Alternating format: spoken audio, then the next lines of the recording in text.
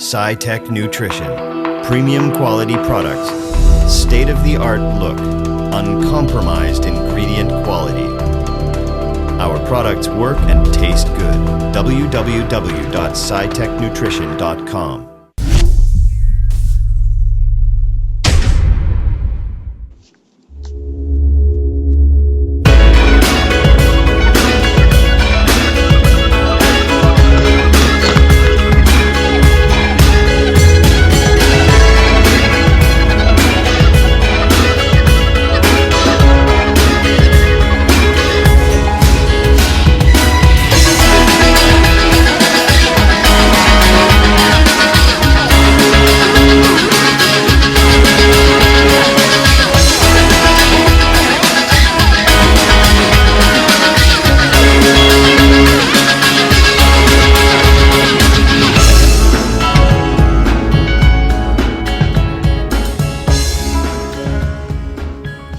Welcome back to Live with RX Muscle's Iron Road to the Arnold, sponsored by SciTech Nutrition. Visit scitechnutrition.com. I'm your host, Dave Palumbo, and tonight's guest of the evening is IFBB Fitness Pro and reigning Miss Fitness International, CAMALA Rodriguez. Welcome. Hi. Hey, you. Another car interview. We've had two of these in the last 2 weeks. I know. Yes. It's a busy schedule. You're a busy girl. That's right.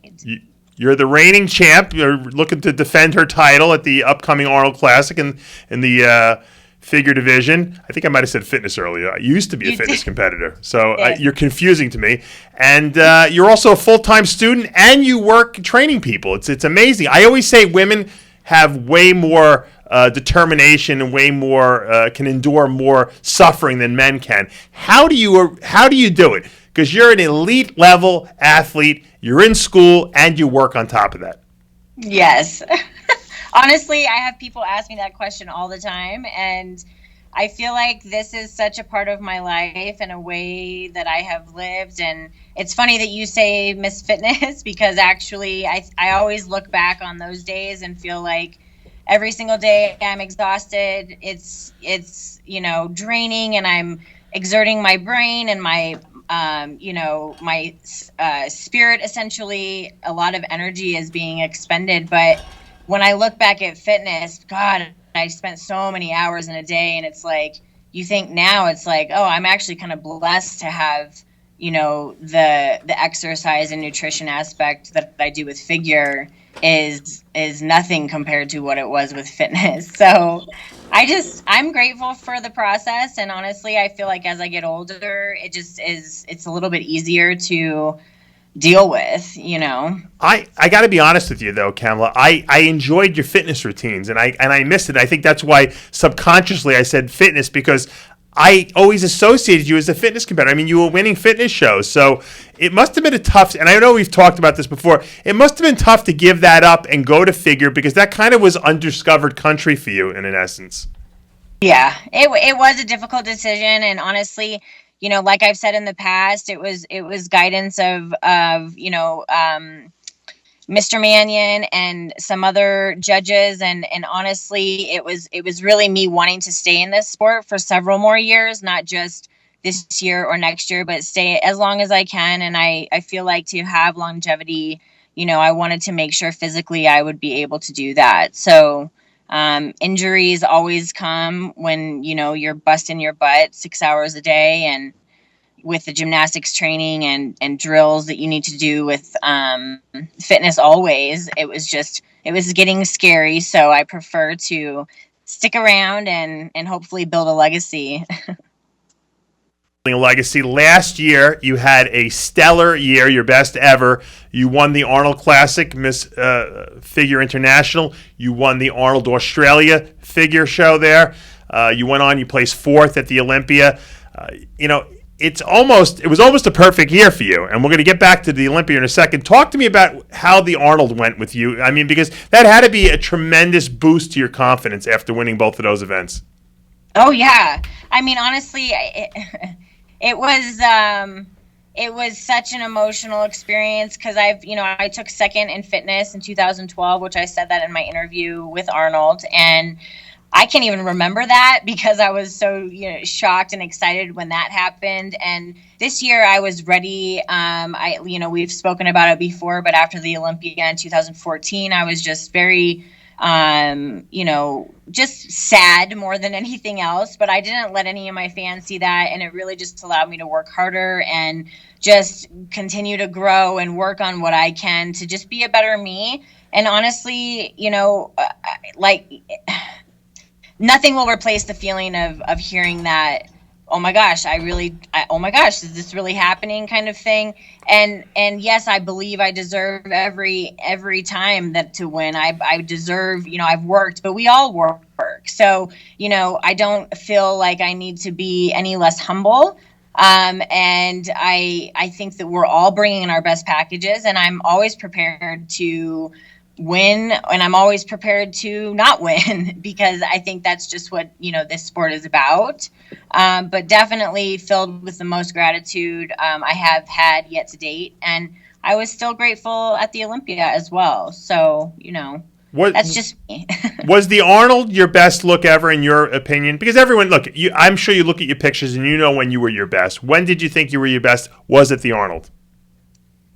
I believe yes. I mean, honestly though, I feel like the Olympia was a solid package. I mean, my freaking glutes were insane at the Olympia. And I mean, I had my friends that have been bodybuilders, friends of mine for years, that were like, how the heck did you get that separation? Like, what are you doing? And it wasn't even like, to me, it was just as good of a look as the Arnold, if not a tiny bit better, because it's the Olympia. So, I think I did everything, myself and my coach, Aaron Garza. I think we did everything just as we should have. But yeah, I liked the overall look, like with the suit and the hair and the confidence level and everything was definitely on point at the Arnold. I just didn't feel like there was really a flaw at the Olympia either. Yeah, I mean, well, you bring up a good point, and that's why I'm hedging this, because I believe at the Olympia you might have looked better than at the Arnold. Now at the Arnold you beat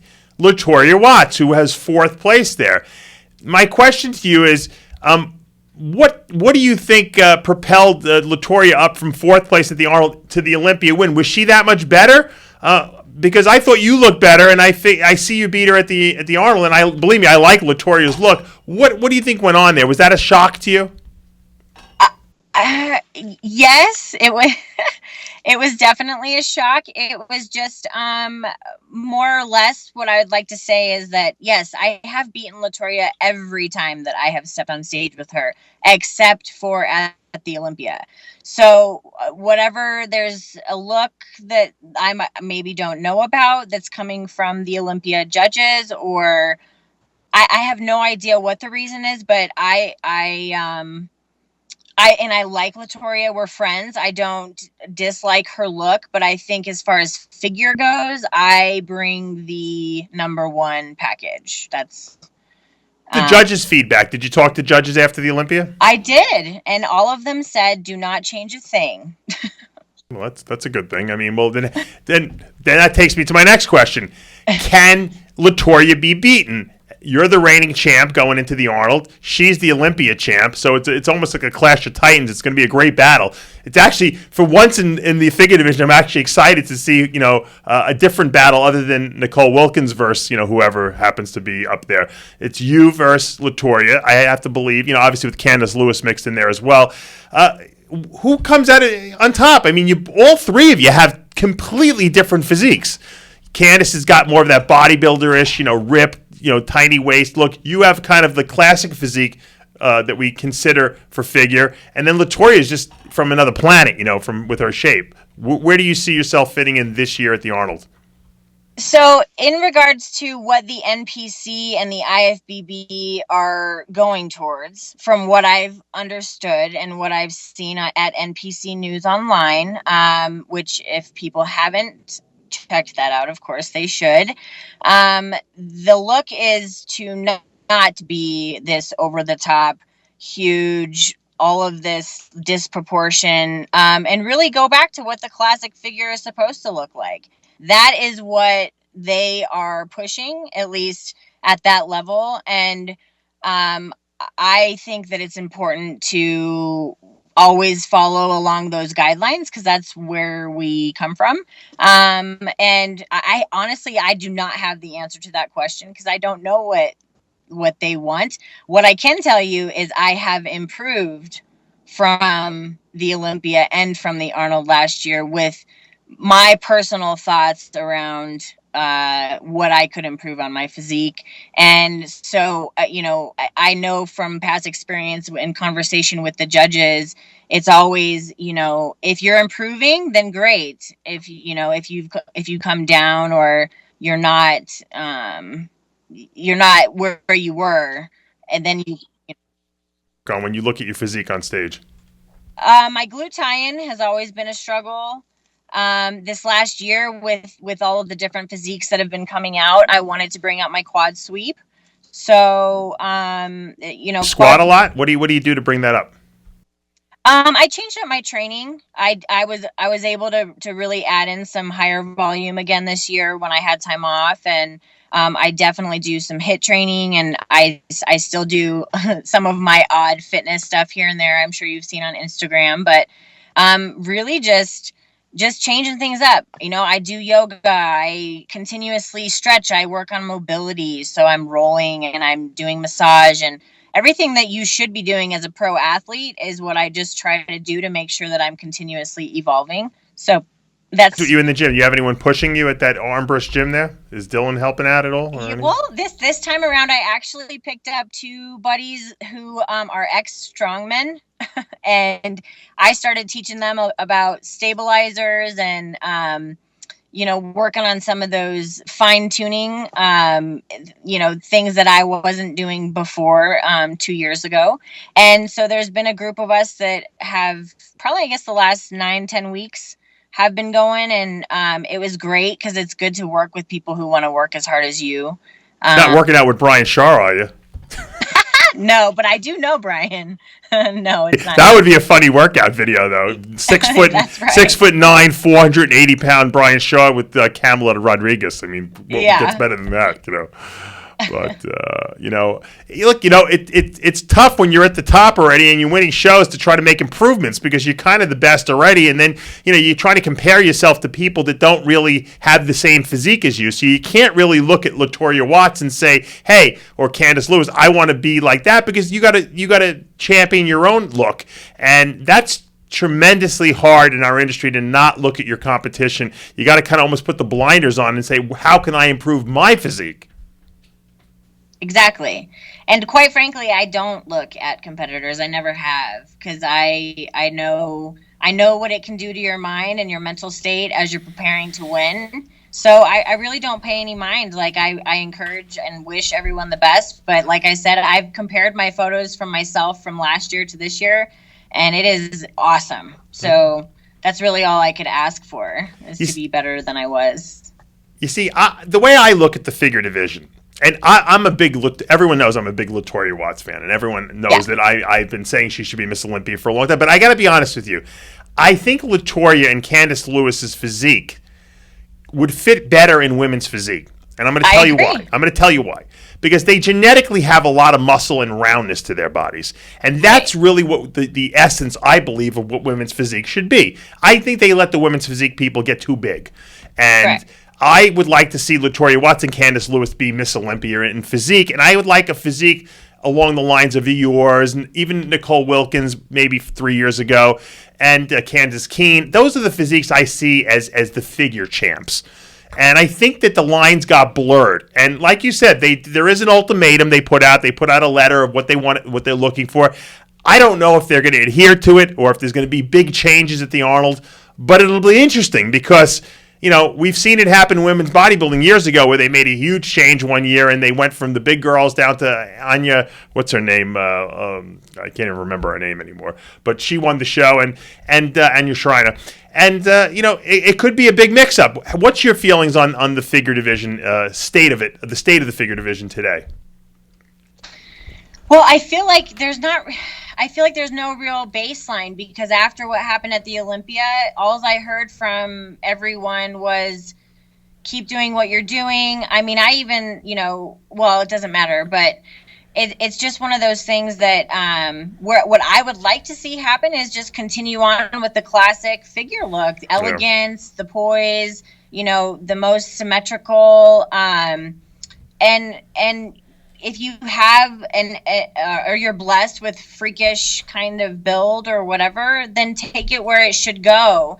And not that I necessarily agree or disagree with what you're saying, but I do believe that figure defines complete, I like to say a completely sculpted, like perfectly sculpted body that's just pretty to look at. Isn't it an attainable body? That's really what it is. It's supposed to be an attainable body. I don't feel like LaToya's attainable by any means. And I say that with all due respect because I love her physique.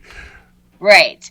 Well, and I think that you love my physique too, right? But I like it. I love your physique in a different way because I believe that like a regular woman can look at your physique and say, wow, she's amazing.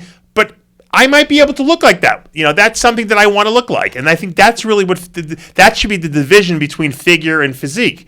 One is like superb, like, superhero. And one is like, wow, that's a woman that I want to look like, Right. And that's what I would like to see happen, mainly because I want there to be more exposure for us too.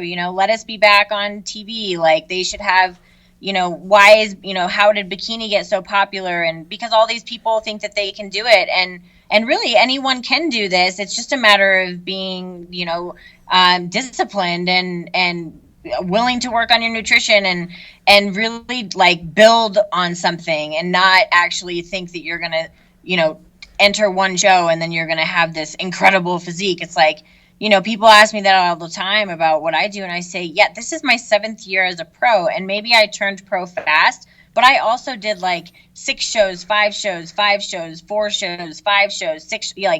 It's like, it wasn't easy to now be able to maintain and constantly improve and evolve on what I've built thus far. So it is attainable, and I do hope that at the Arnold they award a figure physique.